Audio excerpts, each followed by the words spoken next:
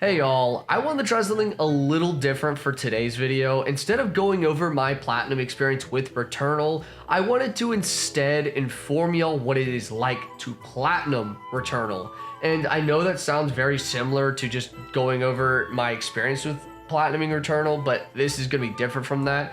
I'm going to be taking a more objective approach to talking about Returnal's platinum. The reason why I'm doing this is because I just don't like looking at PSN profile guides. I would rather just watch someone else talk about a platinum trophy and then go in and do the platinum myself, but I don't want the game to be spoiled for me. So that's kind of what this video is. I just want to give a huge shout out to GamerNX and his Before You Buy series, because that is what inspired me to do this series. It's obviously going to be different in the sense that he talks about what it's like to play a game before you buy it. I'm going to be talking about what it is like to platinum a game, which if you know anything about trophy hunting, you know a platinum experience is very different from a casual gameplay experience. With that out of the way, let's talk about Returnal's platinum experience. So I'm going to first talk about the story, and I know you hear me say that and you think I want to spoil the story, but I am not.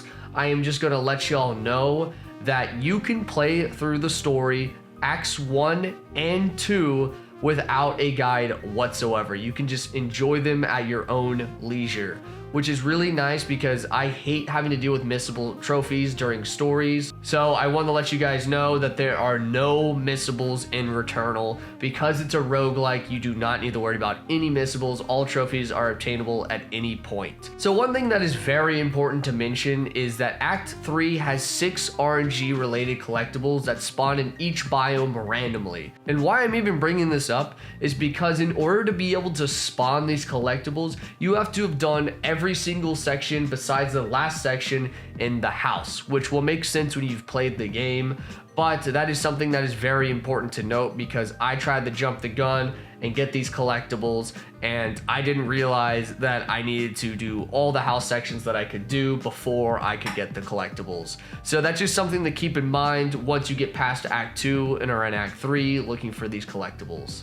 And of course, Returnal has miscellaneous trophies. Now, most of these miscellaneous trophies are going to be pretty straightforward. You'll probably get them naturally during your playthrough, but there are 2 of note that I want to briefly mention, being Adapting the Circumstance and Hardened Shell. These 2 achievements were the hardest of the miscellaneous achievements for me personally to get, although there is a workaround that you can do in order to get these achievements more easily, and that is by doing the DLC. I will talk about the DLC at the end of the video if that's something you're interested in, but I would recommend getting these achievements in the DLC if you're wanting to do the DLC.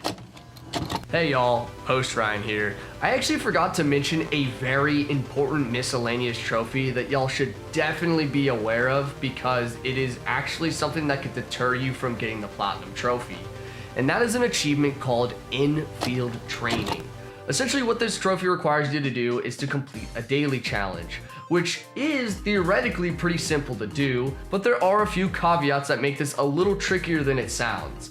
One of which is that this trophy requires that you have the ability to go online, meaning if you do not have any way to go online, this trophy is unobtainable. Therefore, the platinum is unobtainable. So if the servers are down, then this platinum is impossible to get, since you need online functionality in order to access the daily challenge. But if the servers are not shut down and you do have access to being able to go online, then this trophy is definitely possible to get. However, you should know that you only get 1 chance to get it per day. Meaning, if you mess up the daily challenge for that day, you have to wait 24 real hours in order for the daily challenge to update. So if I were you, I would actively try to get this achievement every single day you play once you've unlocked the ability to do so. And now that that's done, it's time to talk about the big thing, the thing that everyone dreads when going into the Returnal Platinum, and that is the collectibles. The PlayStation guide mentions that all of the achievements are buggy to a certain degree, This has been patched out. You do not need to worry about any of the trophies being glitched or anything like that. They're all fine to this day. I had no issues with any glitches whatsoever. If you want to play it safe, you could cloud save before grabbing your last collectible just in case anything weird happens. But I had no issues whatsoever while going for this platinum trophy. If you are not aware, the collectibles in Returnal are RNG based, meaning that they will randomly spawn in every single run. So sometimes you can go through a run and get 6 or 7 collectibles in one run and be perfectly fine, but then the next run get 0 collectibles whatsoever. And yes, this part of the platinum is extremely time consuming. Fortunately for y'all, I actually have a way to make this collectible grind a lot more manageable. For context, I had 1 biome left that I needed to do, and I only needed 2 more collectibles in order to get the platinum trophy. But I couldn't for the life of me find these collectibles, and I had no idea which glyphs I needed in order to get the platinum trophy. So that is why I am mentioning this guide to y'all, because it was a game changer. It's something you shouldn't have to worry about when playing the game now, but it is definitely going to be something that you're going to want once you get to this collectible part. All right, here we are. So this is the Returnal collectible guide. I will link this in the description so that y'all can find this, because it is not the default guide that comes up when looking at Returnal's guide on PSN profiles. What this is essentially is that this will show you all the glyphs based off the activity cards. And if you're not aware, PlayStation has these activity cards that will track trophies. Returnal has a bunch of different activity cards that will track these achievements for you. And when you're looking at these achievements, you can actually go into each trophy and see which objectives you need to complete. And that's where this guide comes into play.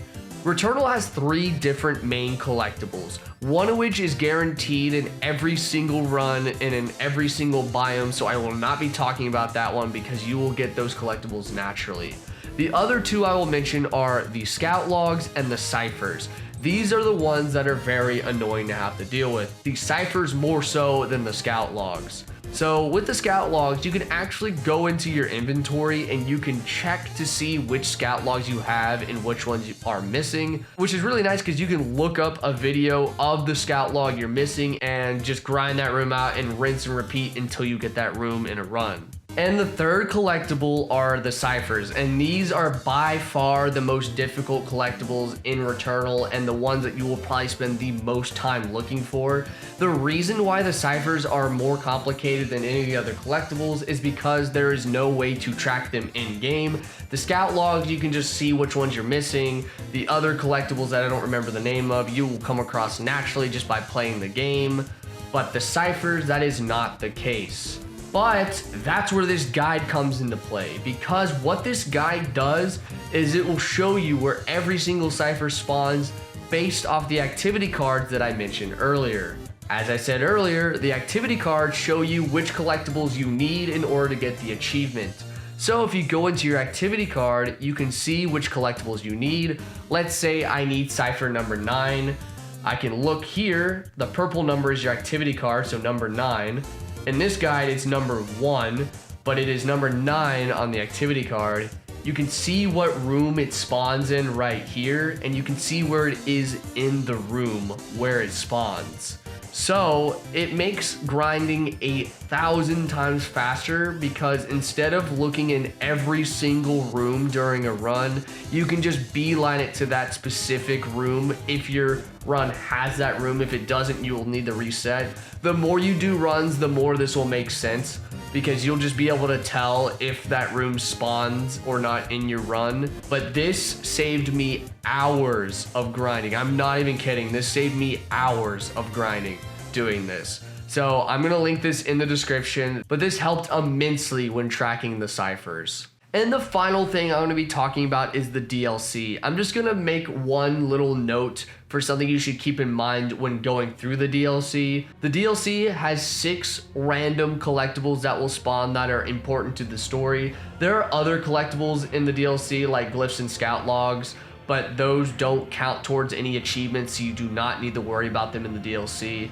The only thing you do need to worry about are the 6 story collectibles, which you will come across naturally by doing more runs. I just want to make the note that you should avoid fighting the final boss until you have gathered all 6 of those collectibles, because if you beat the final boss and you don't have all 6 collectibles and you haven't progressed the story far enough, you won't be able to get the final trophy until you beat the final boss again. And the 3rd area of the tower is especially hard to do, so it's just gonna save you a ton of time if you just go section by section. So just do the first part of the tower, story, then you'll unlock the way to get the 6 different collectibles, get a collectible, restart a run, rinse, repeat until you have all 6, do the story, then fight the final boss, then get the final story achievement, and you're done with the DLC. That is the most efficient way to do it. I didn't do it this way. I actually fought the final boss before I had all 6 of the collectibles. I just essentially had to redo the final boss again just because I did it too early. So I'm just trying to save y'all some heartache there so you don't have to do the same thing I did. Now, last but not least, I want to talk about just whether or not you should even bother with Returnal's Platinum. Personally, I would say no, and it is purely just because of all the RNG involved in the collectibles. RNG collectibles are just the worst, and Returnal is the worst at this, or at least in my personal experience with all the RNG games that I have played, Returnal has the worst instance of this. So if you do not have patience in grinding out collectibles for potentially hours on end, then I would not recommend this Platinum Trophy. This is definitely a fun game to play casually, but I would not recommend it for the Platinum if you do not have patience. And that's everything you need to know about Returnal's Platinum Trophy. I think the game is really fun. I think it is a fantastic experience to play casually. Again, I would not personally recommend you platinum the game unless you just really like the game, because Returnal has a lot of issues, mainly in its collectibles. So I would just personally avoid it, especially if you don't like grinding things out, if you're just not patient, or you just don't want to deal with RNG and collectibles. But yeah, let me know in the comments below if you like this style of video. If you do, I can do them for more platinum trophies that I have. And if you want to see my actual experience with Returnal, let me know in the comments below as well, and I can make a follow-up video just kind of going over my actual experience with Returnal and include some spoilers and whatnot. But anyway, my name is Ryan Kelly. I hope you guys enjoyed this video, and I hope to see you in the next one. Peace.